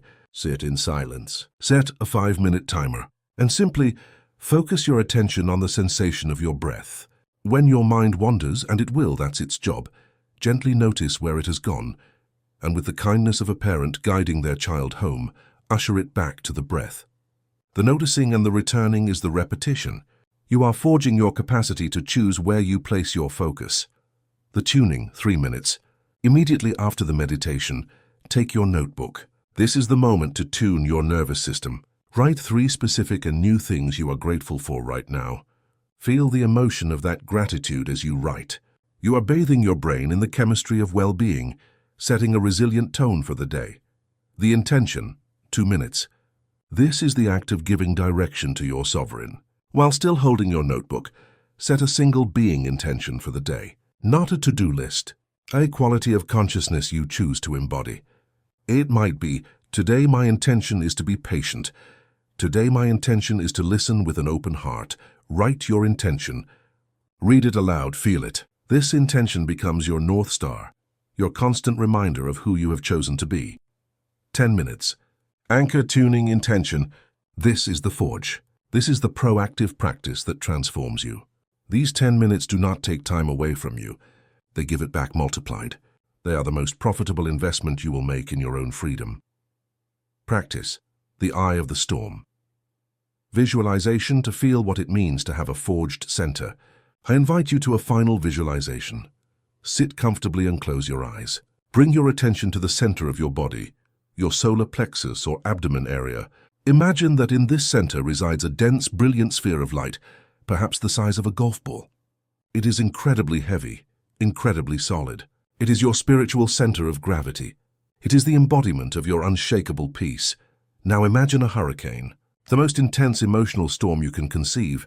Rage, panic, despair. The chaos rages around you. But even in the heart of the hurricane, what is there?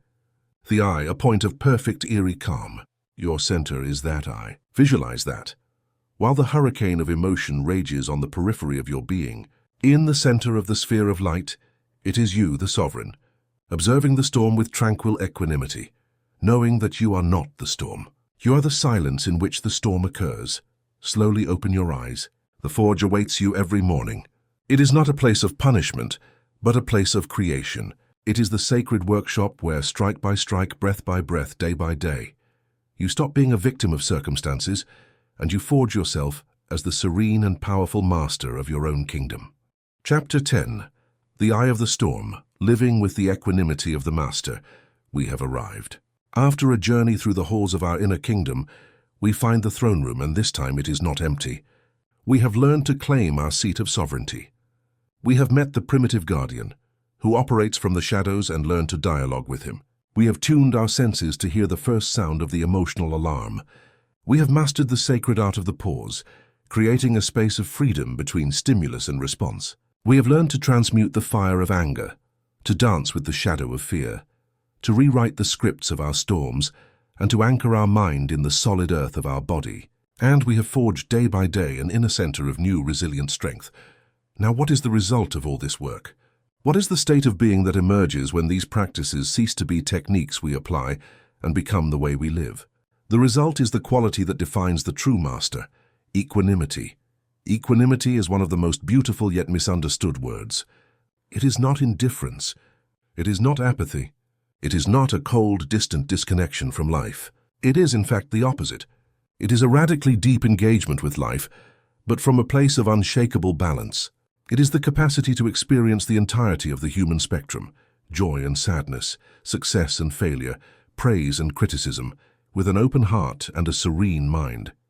It is the ability to be in the midst of the most furious storm, and at the same time remain anchored in the perfect calm of its eye.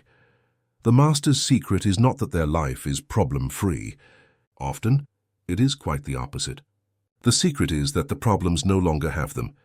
They have stopped identifying with the drama, with the ups and downs of external circumstances. Their sense of identity, their fundamental peace, no longer depends on sunny weather. They have discovered that they are not the weather.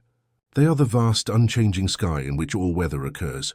Living with equanimity is the final manifestation of inner sovereignty. It is proof that you have finally occupied your throne permanently. The qualities of the master. To understand what this life looks like, let's explore the qualities that define the master.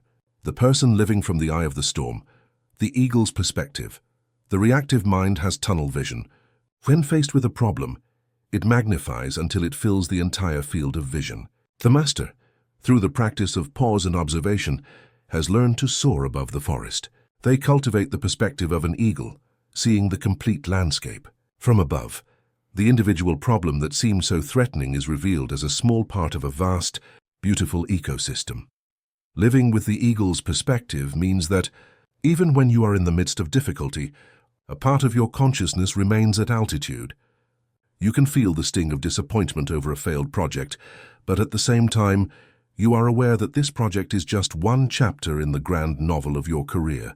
This ability to maintain the macro view while navigating the micro is what prevents you from drowning in the drama of the moment.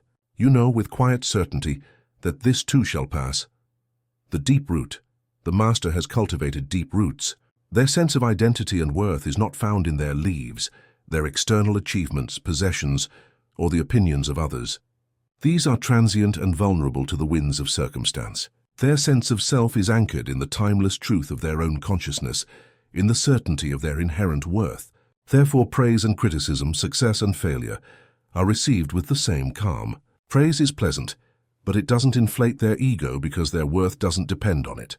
Criticism may contain useful information, but it doesn't threaten their core. They are unshakable, not because they are insensitive, but because they are profoundly rooted in a truth that no external storm can touch. Conscious response. The non-conscious person's life is a series of programmed reactions. The master has broken this cycle. Through the constant practice of the pause, they have installed a new step in the sequence: stimulus, pause, choice, response. In that sacred space they have forged, they have access to their full repertoire of wisdom and creativity. Their actions no longer stem from blind impulse, but from a deliberate choice aligned with their deepest values. When faced with another person's anger, they can choose curiosity, compassion, or setting a firm but calm boundary. They become an incredibly powerful and effective force in the world because their actions are precise, intentional, and therefore much more impactful. Spacious compassion. This quality naturally blossoms from the previous three. Because the master is no longer constantly caught in the whirlpool of their own personal drama, they have an immense amount of space and energy available for others. As their own throne is occupied by a wise sovereign, they require nothing from you. They do not need your approval or validation. And because they need nothing, they can offer you the greatest gift, the space for you to be yourself. They can listen to your storm without being swept away by it. They see beyond the mask of anger or arrogance and recognize the fear or wound underneath. This allows them to respond with a wisdom and kindness that disarm conflict and open the door to healing. They become the thermostat of the room, setting the temperature rather than the thermometer, simply reflecting it. The final practice, the unchanging witness living from the eye of the storm, radically transforms your dance with the major themes of life. Your relationship with success changes. You enjoy it but don't cling to it, knowing it is a season. Your relationship with failure is revolutionized. It becomes simple feedback, and you address it with the curiosity of a scientist, with your self-esteem intact. Your relationship with the reactivity of others becomes masterful. You become Teflon, not Velcro, to their emotional projections. The final integration solidifies through the continuous practice of residing as the silent witness. Throughout your day, over and over, I invite you to ask yourself a silent question, not to get an answer, but to provoke a shift in perspective. When you feel a surge of anger, ask, who is aware of this anger? When you feel a thought of self-criticism, ask, who is aware of this thought? When you feel great joy, ask, who is aware of this joy? Every time you ask this question, you are gently pulling your consciousness away from the object of the experience, the emotion, the thought, and returning it to its source, the subject, the observer, consciousness itself. With each repetition, you weaken your identification with the passing phenomena of your mind and strengthen your identification with the unchanging presence that observes them. You cease to be the actor trapped in the movie's drama and remember that you are the spacious consciousness in which the movie is projected. This is the ultimate destination of our journey. It was not to eliminate the storms. The storms are what make the sky dynamic and beautiful. The goal was for you to realize at a cellular level that you are not the storm, you are the sky. You have learned not to banish your emotions. You have learned to welcome them into the vast, peaceful kingdom of your own presence. You have not silenced your inner world. You have become the silence that embraces it all. The throne is no longer empty. You have reclaimed it, and from that seat of serene power, you can look at the world with new eyes. You see the game, you understand the rules, and instead of being a piece moved by invisible forces, you become the player. A player who plays not to win or lose, but for the pure joy of the dance. You have arrived home. You are the master. Conclusion. And so our journey comes to an end, but your true reign is just beginning.